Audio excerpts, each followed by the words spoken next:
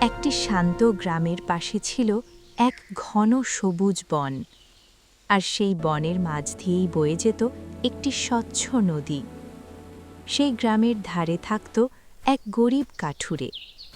প্রতিদিন ভোরে সে কাঁধে কুঠার নিয়ে বনে যেত, গাছ কেটে কাঠ সংগ্রহ করত, আর সেই কাঠ বিক্রি করে তার সংসার চালাত। তার জীবন ছিল খুব কষ্টের, তবু সে ছিল খুব সৎ আর পরিশ্রমী। একদিন সে আগের মতোই নদীর ধারে একটি গাছ কাটছিল। হঠাৎ তার হাত ফসকে কুঠারটি গিয়ে পড়ল গভীর নদীর জলে। কাঠুরে হতভম্ব হয়ে গেল। সে নদীর ধারে কাঁদতে লাগল, কারণ সেই কুঠারই ছিল তার একমাত্র সম্বল। ঠিক তখনই নদীর পানি ধীরে ধীরে আলো ছড়াতে শুরু করল। জলের ভেতর থেকে উঠে এলো এক সুন্দর জলপরী। তার চোখে ছিল কোমল মায়া আর মুখে ছিল শান্ত হাসি। জলপরী জিজ্ঞেস করল, তুমি কাঁদছ কেন? কাঠুরে সব খুলে বলল। জলপরী নদীর জলে ডুব দিল এবং কিছুক্ষণ পর উঠে এলো একটি সোনার কুঠার নিয়ে। সে জিজ্ঞেস করল, এটা কি তোমার কুঠার? কাঠুরে তাকিয়ে বলল, না, এটা আমার নয়। জলপরী আবার ডুব দিল। এবার সে রূপার কুঠার নিয়ে এলো। এটা কি তোমার?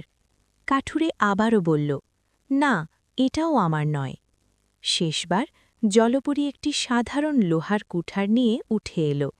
কাঠুরের মুখে হাসি ফুটে উঠল।